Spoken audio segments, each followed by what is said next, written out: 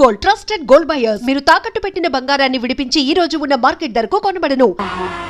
అన్నట్టు గోపి ఇంట్లో లేడమ్మా? లేడండి, బయటకు వెళ్ళాడు. నాకు టైం అయింది, నేను వస్తాను.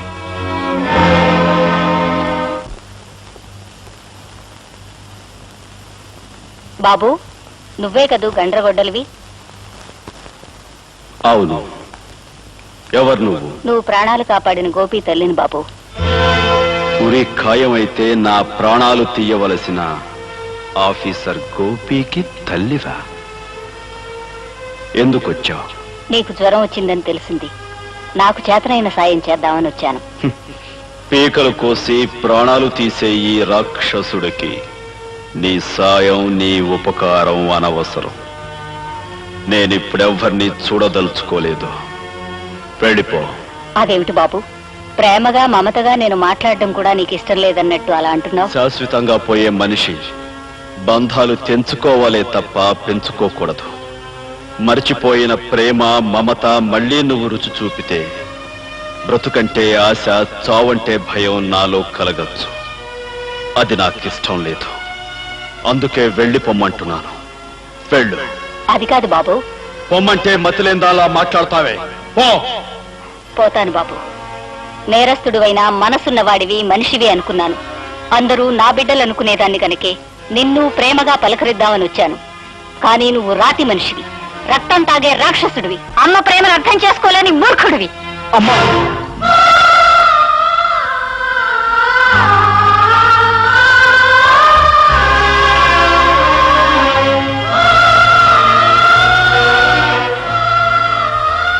అంత మాట అనకమ్మా. బాబు, నువ్వు?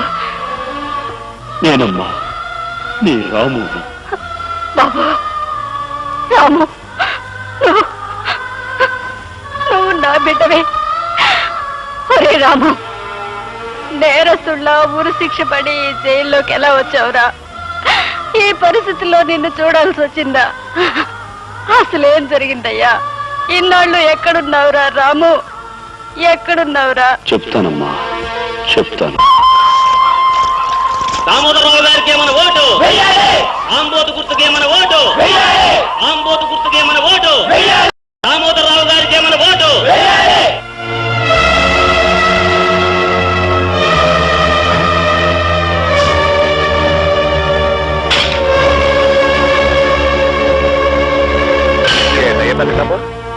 ఓట్లు అడగటానికి వస్తే ఇళ్లలో దూరి తలుపులేసుకుంటారేంటి?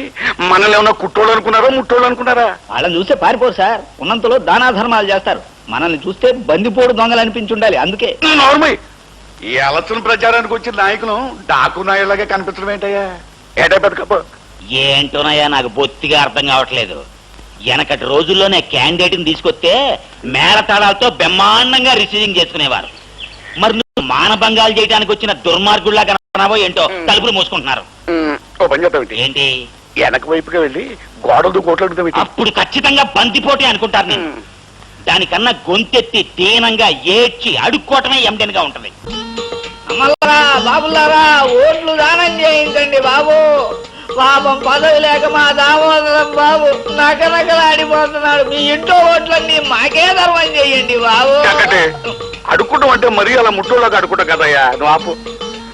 పెద్దలారా, మీ పవిత్రమైన ఓటు నాకే, అనగా ఈ ఆంబోటుగా వేసి నన్ను గెలిపించవలసిందిగా మిమ్మల్ని అందరినీ. ఎందుకు గెలిపించాలి? నాయకుడుగా ఈ పేద ప్రజలకు నువ్వు ఏం చేశావని నిన్ను గెలిపించాలి. వాళ్ళ కష్టాలు గమనించావా? వాళ్ళ కన్నీళ్లు తుడిచావా? వాళ్ళ బాధలు అర్థం చేసుకున్నావా? ఏం చేశావు వాళ్ళకి? పెద్దలారా, నేను ప్రజాసేవకుణ్ణి, అంటే మీ పనోణ్ణి. మీకు సాయం చేసే నాకు ఓటేయాలి, నన్ను గెలిపించాలి. అంచేత మీరు అందరూ లోపల రండి, ఇళ్లలోంచి బయటికి రండి. నువ్వు పిలిస్తే వాళ్ళు రారు దామోదర్రావు. నువ్వు పిలిస్తే వస్తారా? వస్తారు. ఈ పల్లెలో మొదలైన ఈ పిలుపు దేశమంతా విస్తరిస్తుంది. పల్లె పల్లెలోనూ వినిపిస్తుంది. ప్రతి ఇంటి తలుపు తడుతుంది. ఆ పిలుపు కొండ లోయల్లో ధ్వనిస్తుంది, గుండె లోతుల్లో ప్రతిధ్వనిస్తుంది. పిల్ల, పాప, ఆడ, మగ, చిన్న, పెద్ద అందరినీ ఆ పిలుపు వెనుతట్టు లేపుతుంది. ధైర్యం చెప్పి కదిలిస్తుంది, దారి చూపి నడిపిస్తుంది. మరో ప్రపంచానికి పదండి అంటూ ముందుకు తీసుకెళ్తుంది.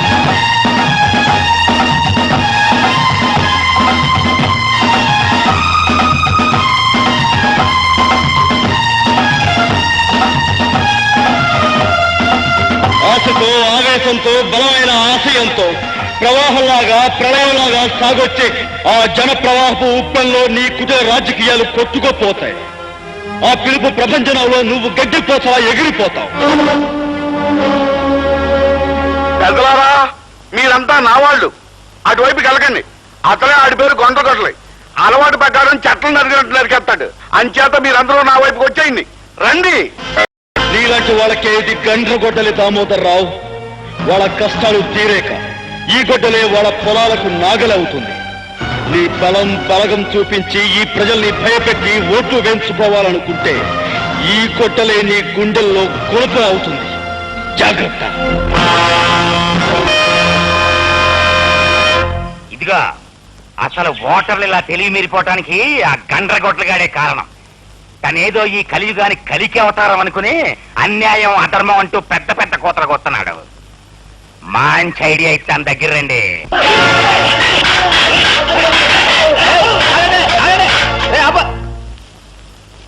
ఎరా, మర్యాదగా మీ వాళ్ళందరి చేత ఓట్లు వేయించరా అంటే మొండికెత్తారా. అందుకే అట్టుకొచ్చి కుళ్ళబోటు చేయడం జరిగింది. అయినా పక్కన వెళ్ళరా నాకు తెలియకడుతాను. నా గుర్తు మీద ముద్ర గుద్దు పడేస్తే మీ సొమ్మేం పోతారా? అయ్యా, మన గుర్తు ఆంబోతు. దాని మీద ముద్ర గుద్దితే అది అచ్చోసిన ఆంబోతు అవుతుందని భయపడి వాళ్ళు గుద్దకూడదు అనుకుంటున్నారు. చక్కటి, నువ్వు నన్ను ఎగతాళి చెప్తున్నావా లేకపోతే ఏదైనా నిజం చెప్తున్నావా? ఎవరైనా చెప్పాయంటే ఇరిగిపోతుంది నాడు. అబ్బా, ఎలక్షన్లు ముందెట్టుకుని చీప్ డిస్కషన్లు ఏంటి? అసలు పాయింట్కి రావాలి కదా. ఇదిగా మీరు వెనకడికి ఎప్పుడో నా దగ్గర చిల్లర అప్పులు తీసుకున్నారు. వడ్డీ, చక్ర వడ్డీ ప్రకారం ఆ ఎంట్రోగంలా పెరిగి 100,000, 1000 అయ్యాయి. ఆ సంగతి మీరంతా మర్చిపోయినా ఆ ప్రాంసరీ నోట్లు నా దగ్గర ఉన్నాయి. మరి నా అప్పు తీర్చమన్నే పట్టు పట్టాను అంటే మీ కొంప, గోడు, చెంబు, తప్పాడ, మీ పిల్లని తాళిబొట్టు ఇచ్చేయటమే కాకుండా మీ పిల్లల్ని రాళ్ళు రప్పలు కొట్టే వాళ్ళ కింద నాకు అప్పచెప్పాల్సి ఉంటుంది. అంచేత మీరు అందుకు సిద్ధపడతారా? నేను చెప్పినట్టు మా ఆంబోతుకి ఓటేస్తారా? ఆంబోతు నన్ను చూపెట్టావటయ్యా. ఆంబోతు గుర్తుకొని చెప్పయ్యా. తమరన్నా తమరు గుర్తున్నా ఒకటే సార్. అలాగా? అంచేత మీరు నా అప్పు తీర్చడానికి అన్ని ఇచ్చేసి పకీర్లు అయిపోతారో, నేను చెప్పినట్టు ఓట్లేస్తారో తేల్చుకో. ఈ ఒకటానికి వేయండి అయ్యా. మళ్ళీ 5 ఏళ్ళ వరకు మీ జోలికి వచ్చినా మీకు కనిపించినా నన్ను చెప్పు తీసుకోకండి. వాళ్ళని ఆలోచించుకొని అయ్యా మగడా. ఆలోచించుకోండి.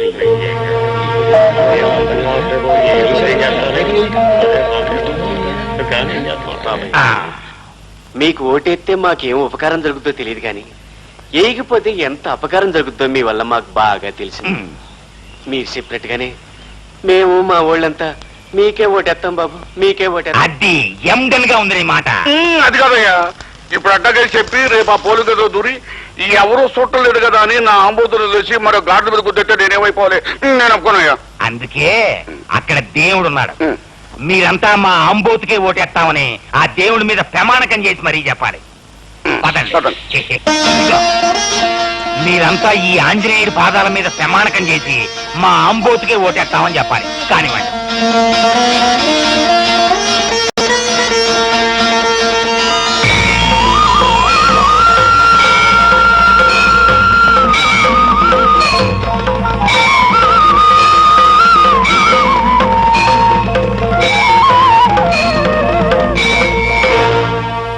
లేదు బాబు, మమ్మల్ని చంపినా సరే నరికినా సరే మేము మీ కోటేయం బాబు.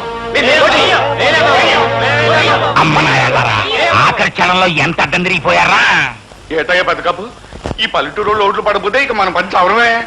ఇప్పుడు ఏం చేయాలయ్యా? ఇదిగో బాబా, 2-3 తుమ్ములు నా మొక్కను తుమ్మైనా సరే ఐడియా చెప్పయ్యా. ఇదిగో కొత్తగా కడుపైందల్లా ఊరికే కింద మీద అయిపోకు. ఈ రాజకీయాలు నీ కొత్తగా నాకు అలవాటే. అసలు మనకి ఓట్లేని పల్లెటూళ్ళని ఈ ఆంధ్రప్రదేశ్ మ్యాప్ నుంచే సరిపోయాలి. ఎట్టగయ్యా? చెరువు గట్లన్నీ తెగ్గొట్టేసి పల్లెటూళ్ళని ముంచేసామనుకో, మనకు ఓట్లేని వాళ్ళంతా నీళ్ళలో పడి కొట్టుకుపోతారు. 2-3 రోజుల్లో ఇట్లా జరిగిందంటే మిగతా వాళ్ళంతా భయపడి చచ్చినట్టు మనకే ఓట్లేస్తారు.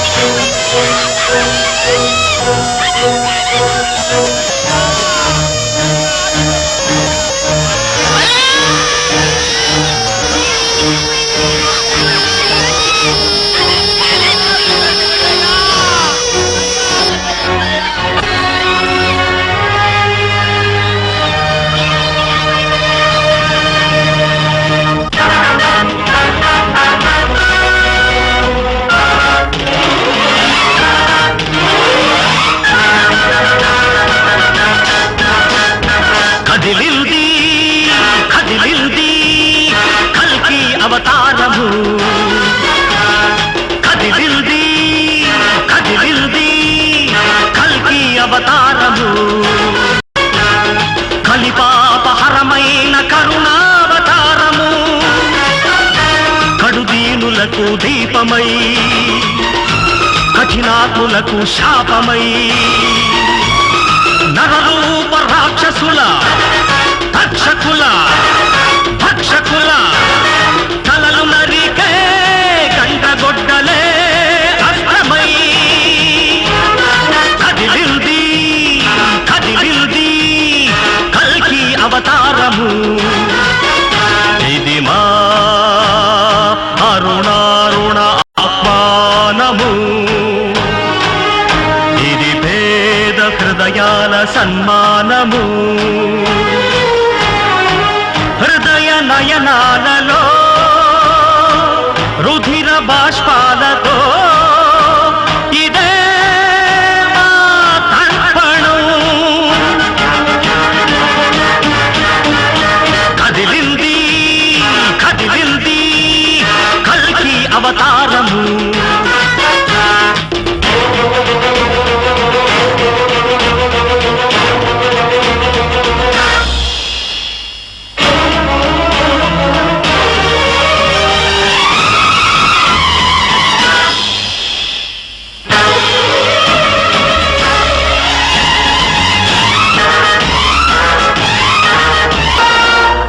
అంతేనమ్మా, మానవత్వం మర్చిపోయిన మనుషులకు మాటలు లాభం లేదు, తూటాలు తప్ప అనుకున్నాను. అధికారం చేజిక్కించుకున్న అన్యాయాల్ని అరికట్టడానికి అహింస పనికిరాదు, ఆయుధం తప్ప అనుకున్నాను. అభాగ్యులైన అనేక మంది పేదల కోసం నేను నమ్మిన సిద్ధాంతంతో ముందుకు వెళుతున్న నన్ను నేరస్తుడని ముద్ర వేసి ఇక్కడ బంధించారమ్మా. బాబు, ప్రతి మనిషి గుండె ఒక గుడైతే నువ్వు కొన్ని కోట్ల గుళ్లల్లో కొలువుండే దేవుడు అయ్యావన్నమాట. ఎంతో మంది తల్లులు చెల్లెళ్ళు నిన్ను చూడడానికి వస్తున్నా నీకు దగ్గరగా ఉండే ఇంతకాలం నిన్ను చూడలేని దౌర్భాగ్యురాలయ్యాను నేను. అలా అనకమ్మా, కావాలనే నీకు కనిపించకూడదనుకున్నాను. అంటే అంటే నేను ఇక్కడే ఉన్నట్టు నీకు తెలుసా బాబు? తెలుసమ్మా, తమ్ముని చూసిన మరుక్షణంలోనే వాడిని గుర్తించాను.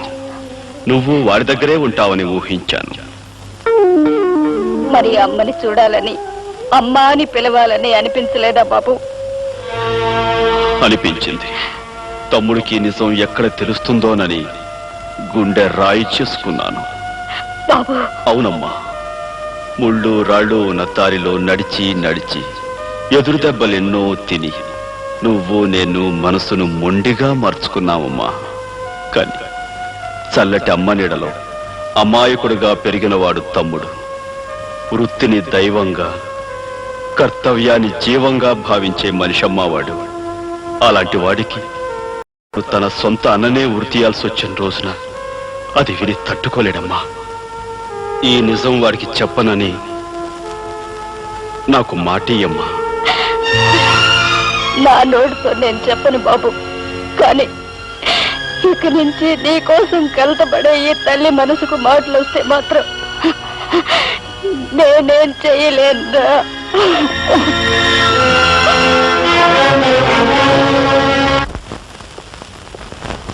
అమ్మా, గండ్రగూడెం చూడటానికి ఈవేళ నువ్వు జైలుకి వచ్చావంట? అవును బాబు, ఈ ఇంటి దీపాన్ని ఆరిపోకుండా కాపాడిన మనిషిని చూడాలనిపించింది. నేను చెప్పాను కదమ్మా, అతనికి నాకు పోలిక ఉన్నాయని. అన్నట్టు ఆ మనిషిని చూసాక నీకేమనిపించింది? దేవుడు గర్భగుడిలో బంధించబడ్డాడనిపించింది. అదేంటమ్మా? అదేరా, నీ ప్రాణం కాపాడినవాడు అంటే నాకు దైవంతో సమానమేగా బాబు. అతని ఆఖరి కోరిక ఏదైనా ఉందేమో తెలుసుకుని తీర్చరాదు? ఉరి తీసే ముందు ఎలాగో అడిగి తీరుస్తారమ్మా. అది చట్టం ఆనవాయితీగా చేసేది. నేను చెప్పేది అతని రుణాన్ని నువ్వు తీర్చుకోవాలనరా. సరేనమ్మా, రేపే వెళ్ళి అడిగి చూస్తాను. కంట్రగొడ్లి, నీకేదో తీరాల్సిన కోరుకుందట. నువ్వు తీరుస్తావా? నా ప్రాణం కాపాడి నాకెంతో సహాయం చేసిన వాడివి. నేను ఎలాగో నీ ప్రాణాలు కాపాడలేను, కనీసం నీ కోరికైనా తీరుద్దాం అనుకుంటున్నాను. ఏమిటో చెప్పు.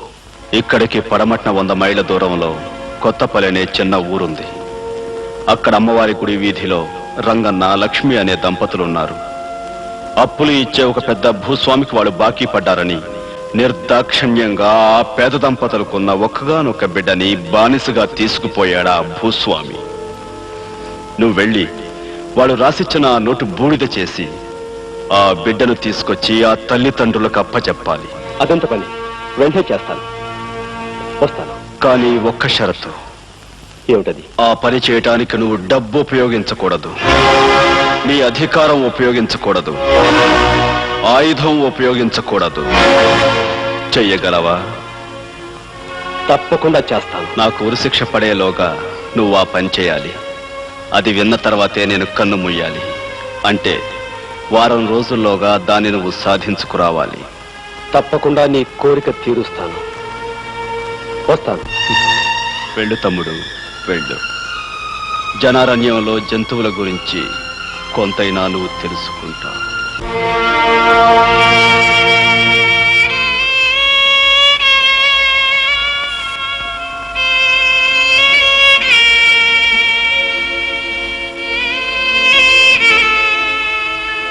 లక్ష్మి, ఏంటి అన్నం ముందెట్టుకుని పసివాడి కోసమేనా? అవునండి, అలవాటు ప్రకారం 3 కంచాల్లో ముద్దలెట్టాను. ఆ తర్వాత తెలిసొచ్చింది చంటోడు మన దగ్గర లేడు కదా అని.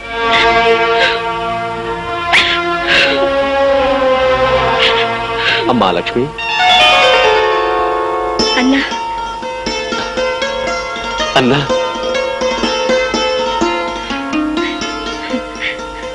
వచ్చేసావా అన్నా? పల్లెలో ప్రతి మనిషి ప్రతిరోజు నిన్నే తలుచుకుంటున్నారు. అన్నగా అందరికీ అండగా నువ్వు రావాలని ప్రతి క్షణం దేవుణ్ణి మొక్కుకుంటున్నారు. నిన్ను చూస్తుంటే మాకెంతో సంతోషంగా ఉంది. రా అన్నా, మాతో పాటు 4 మెతుకులు తిందువేనరా. రా అన్నా. అలవాటు ప్రకారం 3 కంచాలు ఎట్టాను. 3వ వాడిగా కడుపును పెట్టిన వాడి దగ్గర లేకపోయినా నువ్వు వచ్చా. కూర్చో అన్నా, కూర్చో. విషయం అంతా నాకు తెలిసిందమ్మా. అంతా తెలిసిందా అన్నా? నేల తల్లి చల్లగా చూడకపోవటంతో కడుపు కూటి కోసం షావుకారు దగ్గర అప్పు చేశాం. అంతే, పంటలు వస్తున్నాయి, వెళుతున్నాయి. వడ్డీ తప్ప అసలు చెల్లు కావటం లేదు. దాంతో ఆ షావుకారు బలవంతాన బిడ్డను పశువు నీడ్చుకెళ్ళినట్టు ఈడ్చుకు వెళ్ళాడు. ఈ పేదవాడలో ప్రతి తల్లి బిడ్డని కనేది ఆ షావుకారికి బలి ఇవ్వటానికి అన్నా, బలి ఇవ్వటానికి. బాకీ డబ్బుల కోసం పసివాళ్ళని తీసుకెళ్లిపోతాడా? ఇంతమందిని తీసుకువెళ్ళి ఏం చేస్తున్నాడా నీచుడు?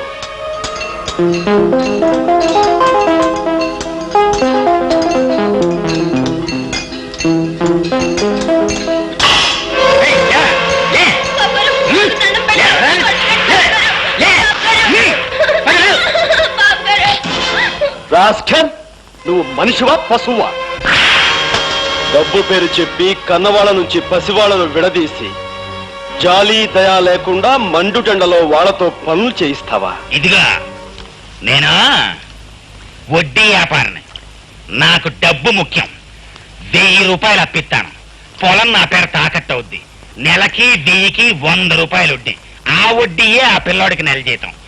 వాళ్ళు వడ్డీ కట్టక్కర లేకుండా, నేను నెల జీతం ఇవ్వక్కర లేకుండా ఆ పిల్లోడి చేతే పనులు చేయించుకుంటుంటాను. ఇది నా పాయింట్. ప్రపంచంలో ఏ కోర్టుకి వెళ్ళినా తిరుగుండదు. ఎల్లి చూడు కావాలంటే. అడవి మనిషిలాగా, ఆది మానవుళ్లాగా వీళ్ళని బానిసలు చేసి ఈ చిన్నారి చేతుల కష్టంతో సొమ్ము చేసుకుంటావా? వాళ్ళ తల్లుల కడుపు సోకం నేను నిలువునా కూల్చి పారేస్తుందిరా. ఇదిగా మునీశ్వరుల్లా ఊరికే చేపనార్థాలు పెట్టం కాదు. 5000 సొమ్ము నా ముఖాన్ని కొట్టు. అప్పుల కాగితాలు చింపేసి దానికి సరిపడా పిల్లల్ని వదిలిపెట్టేస్తాను. ఆఫ్టర్ ఆల్ 5000 కదా నీకు కావాల్సింది. ఆ పని చెయ్యడానికి నువ్వు డబ్బు ఉపయోగించకూడదు. జేబులో పెద్ద నోట్ల మిశ్రణాల్లా చేయి పెట్టావు కదా, ఇదే రాట్లేదా సొమ్ము? సొమ్ము రావటం కాదురా, నీ పీకల మీదకి చట్టాన్ని రప్పిస్తాను. ఈ పసివాళ్లతో వెట్టి చాకరీ చేయిస్తున్నందుకు నిన్ను కటకటాల వెనక్కి పంపిస్తాను. ఏమిటయ్యా కేసు? చోరీ కేసు రిపోర్ట్ తీసుకోవాలంటే 10, కొట్లాట కేసు అయితే 25, దోతల కేసు అయితే 50. కానిస్టేబుల్, లంచాల జాబితా వింటానికి రాలేదు. సాగుతున్న అన్యాయాన్ని చట్టానికి చెప్పడానికి, రక్షక శాఖ సహాయంతో పసివాళ్లకు రక్షణ కల్పించడానికి వచ్చాను. పెత్తందారు చిదానందం న్యాయసమ్మతం అంటూ జరిపే అన్యాయాన్ని, అక్రమాన్ని ఆపేయ్, అక్కడితో ఆపేయ్. చిదానందం బాబు మీద కంప్లైంటా? అవును, అండర్ సెక్షన్ 307 of IPC. ఒరే, నిద్రయోనం లేపి చట్టాల గురించి ఇంగ్లీష్ లో చెప్తున్నావు. ఎవడరా నువ్వు? నేనా? నీ అధికారం ఉపయోగించకూడదు. ఏట్రా మర్డర్ కేసులో ముద్దాయిలా చూస్తున్నావు? బొక్కలో నొక్కేమంటావా? కానిస్టేబుల్, నీకు కాకి బట్టలు కట్టబెట్టి అధికారం చేతిలో పెట్టింది ప్రజలను రక్షించడానికి తప్ప భక్షించడానికి కాదు. ఇప్పుడే ఈ విషయం ప్రభుత్వానికి తెలియజేస్తాను. 50 మంది పశువులని శిదానందం ఎండల్లో కొండల్లో ఏపుడు ముక్కల్లాగా ఏంచుకు తినేస్తున్నాడు అంటావు. అవును సార్, ఆ విషయం పోలీస్ స్టేషన్ లో రిపోర్ట్ ఇవ్వబోతే ఎవరు తీసుకోలేదు. తహసీల్దార్ ఆఫీసులోని ఎవరు పట్టించుకోలేదు. కనుక ప్రజాశ్రేయస్ కోరే నాయకుడిగా మీరు పూనుకుని ఆ పసి వాళ్ళకి, వాళ్ళ కన్న వాళ్ళకి న్యాయం చేకూర్చండి. అలా బాధపడుతూ కింద పడిపోకయ్యా, నువ్వు అట్టకుండు. ఇదిగో చెక్కటి, అయ్యా. ఈ ప్రజాస్వామ్యంలో 50 మంది పెసోళ్ళను మనం రచిస్తే ఎన్ని నోట్లు పడతాయంటావు? సత్రకాయగాళ్ళకి ఓటు హక్కు ఎలాగూ ఉండదు. కాకపోతే తమరి సహాయానికి సంతోషించి వాళ్ళ తల్లిదండ్రులు, అన్నదమ్ములు మొత్తం కలిపి 200 ఓట్లు పడచ్చు. మరి శిదానంద చేతిలో ఎన్ని నోట్లు ఉంటాయి? 10,000 పైనే ఉన్నాయి. 10,000 ఉంటాయి. కనుక ఈ ప్రజాస్వామ్యంలో పశువులు కట్టంతో కన్ను మూసినా సరే శిదానందం చేసే పని మాత్రం నట్ట జరగకూడదు. You the stooges of corruption. You have brought down the honorable democracy to your vices level with your barbarous attitude. నాకు ఇంగ్లీష్ తెలియదు కదా, నేను ఇంగ్లీష్ లో తిట్టదు. ఇది తిట్టు కాదురా, కనీసం ఒక్క బొట్టైనా భారత మాత బాధమై బాష్పాన్ని తుడిచే యత్నం. నువ్వు తెలుగు చెప్పినా నాకు అర్థం కావట్లేదు. నీకు అర్థమయ్యే భాషలోనే. ఆయుధం ఉపయోగించకూడదు.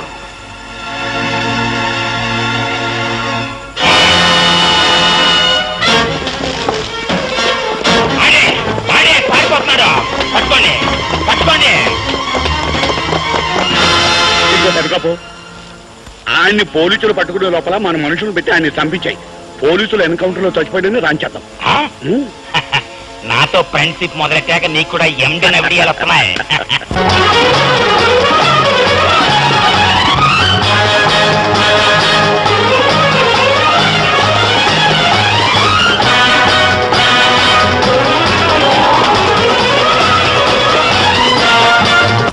శాంతి, మన పెళ్లికి పెద్దలు రాలేదని, మనల్ని ఆశీర్వదించలేదని బాధగా ఉందా?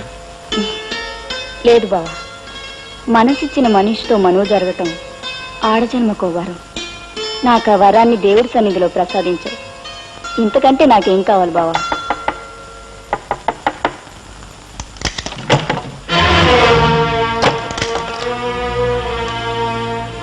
అవునే, నువ్వు ఏంటనే? ఏం జరిగింది? అవన్నీ తర్వాత చెప్తాను.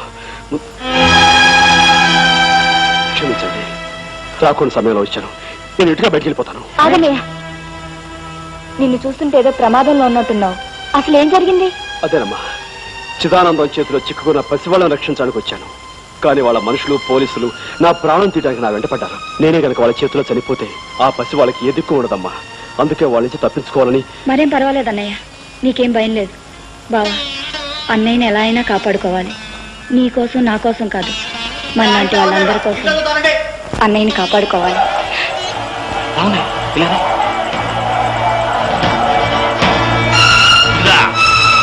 ఓ దొంగనాయాలుగాడు మా ఇంటి నుంచి తప్పించుకొచ్చాడు. మీ ఇంట్లో ఏమన్నా దూరాడా? లేదు బాబు, ఇటెవరు రాలేదు బాబు. అబద్ధాలు ఆడేవంటే నరికి పోగులెట్టేస్తాను. నిజం చెప్పు. నిజంగానే బాబు, ఎవరు రాలేదు బాబు. నీతో మాట్లాడి నాకు చెకింగ్ చేస్తానుండు. బాబు, ఏంటి? నిన్ననే మా అన్నయ్యకి పెళ్ళయింది. ఈవేళ శోభనం జరుపుకుంటున్నారు బాబు. శోభనమా? కళ్ళతో చూస్తే కన్నా మనం. బాబు,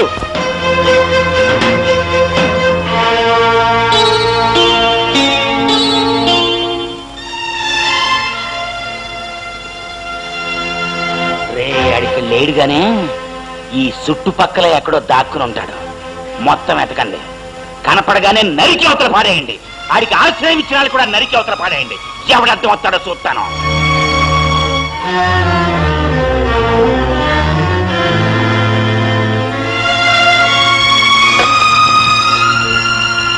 వాళ్ళు వెళ్ళిపోయారన్నయ్య, ఇంకేం పర్వాలేదు. మనుషులకు మనసులు ఉంటాయని తెలుసు, కానీ అవి ఎంత గొప్పగానో ఇంత ఉన్నతంగా ఉంటాయని ఈ రోజే తెలుసుకున్నాను. అమ్మా, చిన్నదానివి, నిన్ను చెల్లెనాలో చేసిన ఈ గొప్ప పనికి తల్లనాలో నాకు తెలియటం లేదు. భర్తకి బిడ్డకి తప్ప తన పక్కన మరెవ్వరికీ స్థానం ఇవ్వదు ఆడది. అలాంటి పవిత్ర స్థానంలోకి నన్ను తీసుకుని కాపాడిన నువ్వు నిజంగా తల్లితో సమానం. ఏమిచ్చి మీరు రుణం తీర్చుకోవాలో నాకు తెలియటం లేదు. అదే మాట అన్నయ్య, నువ్వు మా కోసం మా పల్లె కోసం చేసిన సాయం ముందు త్యాగం ముందు నేను చేసింది ఏ పాటిదన్నయ్య. నువ్వు 10 కాలాల పాటు చల్లగా ఉండటమే మాకు కావాల్సింది. అమ్మా, పవిత్రంగా జరగాల్సిన మీ మొదటి రాత్రి నా కారణంగా పాడైంది. అందుకే నేను వెళ్ళి పూలు తీసుకొచ్చి మంగళప్రదంగా మీ మొదటి రాత్రికి అలంకారం జరుపుతాను. ఒక అన్నగా నన్ను తృప్తి పొందనివ్వండి.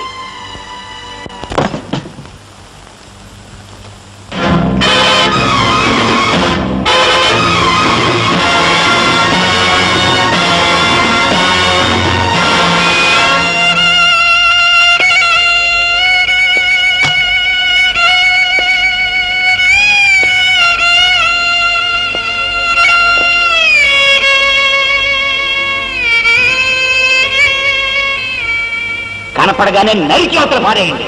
ఆడికి ఆశ్రయం ఇచ్చిన వాళ్ళు కూడా నరికి అవతల పాడేయండి. ఎవడర్థం వస్తాడో చూస్తాను.